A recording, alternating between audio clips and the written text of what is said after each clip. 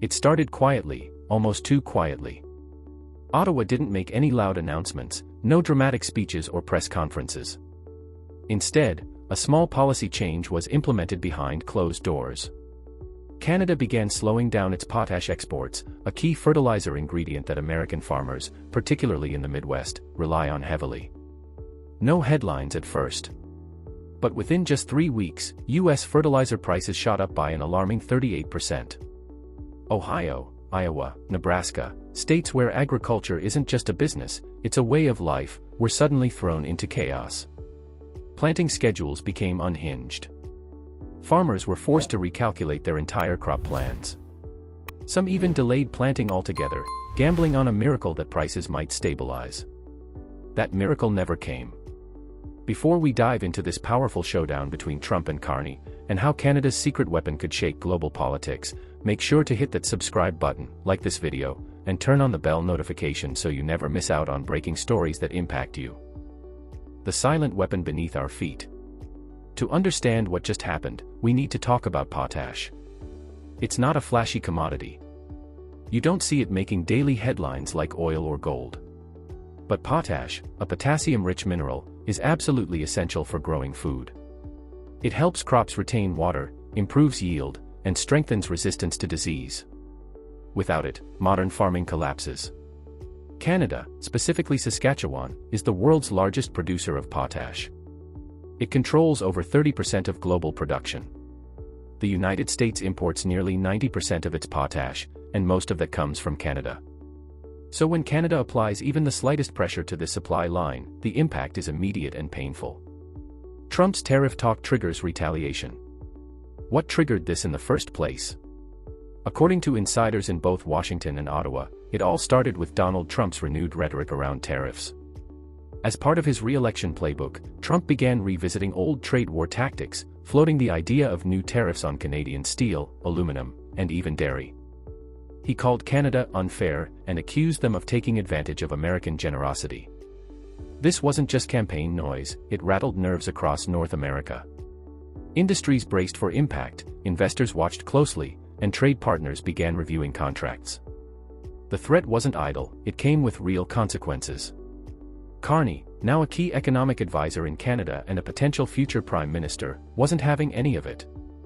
Instead of engaging in a tit-for-tat war of words, Carney proposed a more calculated response. Canada wouldn't attack back with flashy tariffs or threats. They would do something quieter, but far more devastating. Behind closed doors, discussions shifted toward leverage. What did Canada have that the US couldn't easily replace? The answer became clear: potash. In a world where food security is fragile, Canada's grip on this critical fertilizer ingredient became their silent ace. Carney's genius play. The potash slowdown was Carney's idea. Instead of confronting Trump directly, Carney recommended using Canada's economic strengths as leverage. Agriculture is one of America's most vulnerable sectors. It's politically sensitive, affects swing states, and touches everything from food prices to fuel costs. By targeting potash exports subtly, Canada essentially turned the tables without firing a single verbal shot. The move was so under the radar that it took US analysts weeks to even detect what had happened.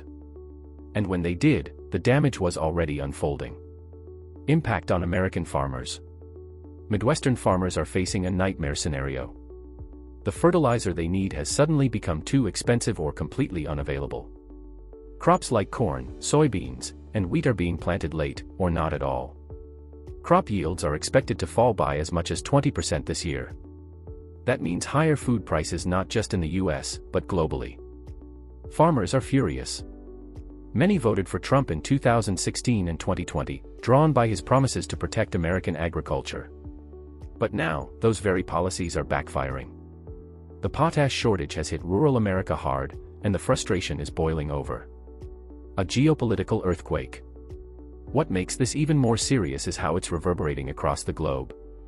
Potash is critical for food security. Countries like India, China, and Brazil also rely heavily on potash imports, many of which come from Canada. With supplies tightening, global prices are soaring. Developing countries are scrambling to find new suppliers, while food insecurity threatens to rise. The World Food Programme has already raised concerns. Any shock to the global fertilizer supply can lead to reduced food production, which hits the poorest nations hardest. Canada, by controlling potash flows, has become a silent power in global food geopolitics. Even advanced economies are feeling the ripple effects. European nations are revisiting their import strategies, and African agricultural ministries are urgently negotiating alternative deals. The fear isn't just about cost, it's about survival. For countries already battling droughts or war, a potash shortage could be devastating. Meanwhile, analysts at the UN and IMF are warning that the imbalance in fertilizer availability could widen the gap between the food secure and the food insecure, potentially triggering more migration, political instability, and economic disruption. This isn't just a trade spat, it's becoming a geopolitical earthquake with lasting aftershocks. Trump's furious response. When Trump learned of the potash slowdown, he reportedly exploded. Behind closed doors, sources say he demanded immediate retaliation. Some White House advisors warned against escalating, arguing that Canada hadn't broken any formal agreements. But Trump doesn't care about nuance. He took to social media, accusing Canada of sabotaging American farmers and calling for an investigation. He even suggested the US could look elsewhere for potash, perhaps from Belarus or Russia. But here's the problem: those sources are either unreliable, under sanctions, or lack the scale and quality of Canada's reserves. Carney versus Trump, Round 2. This isn't the first time Mark Carney and Donald Trump have butted heads, but it may be the most impactful. Carney, a former governor of both the Bank of Canada and the Bank of England, is known for his calm demeanor and razor-sharp strategy. Trump, on the other hand, prefers spectacle, noise, and force. In this standoff, Carney has the advantage. By leveraging Canada's natural resources strategically, he has outmaneuvered Trump without even raising his voice. And that's what makes this situation so dangerous for the US. Trump's usual tactics aren't working. Carney isn't playing by the same rules. The power of resource diplomacy.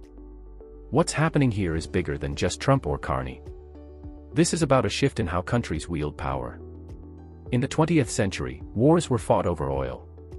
On the 21st, they might be fought over minerals and fertilizers.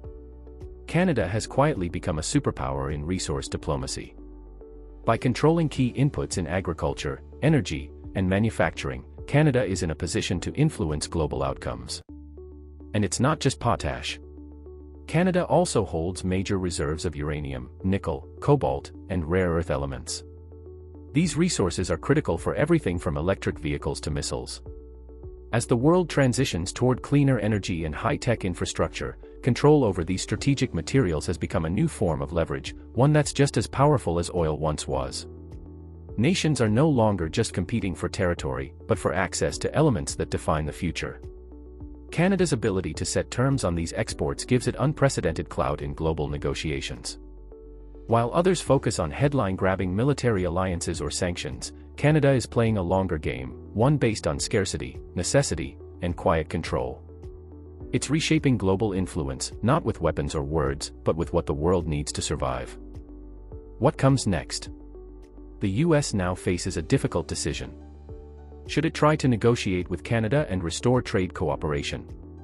Or escalate tensions and risk further economic fallout? Trump seems to favor the latter, but some in Congress are calling for cooler heads to prevail. Agricultural lobbies are already pressuring lawmakers to reach out to Ottawa and resolve the potash issue before the harvest season collapses. Some even suggest offering Canada new trade concessions to stabilize the supply chain. Meanwhile, Carney and his team remain silent publicly. Their strategy is working. Prices are climbing. America is sweating. And Canada holds all the cards. A warning to the world. This story is also a cautionary tale. In a world increasingly shaped by supply chains, logistics, and resources, even the smallest shift can trigger massive consequences. The potash slowdown was subtle, but its ripple effects are global. Other countries are watching. If Canada can weaponize fertilizer, what else is on the table? Will water, lithium, or even grain become tools of diplomacy or retaliation? This isn't just a Trump versus Carney battle. It's a wake-up call for the global economy. It shows how interconnected we all are, and how fragile that web can be. One policy shift in Saskatchewan, and farmers in Iowa are scrambling. Food prices spike. Political tensions flare. Trump may go nuts, but this time, it looks like Canada is several moves ahead. If you want to stay updated on how global politics are shaping your food, economy, and future, make sure to like this video, hit subscribe, and tap that bell icon so you never miss a moment. Let's dive deeper together.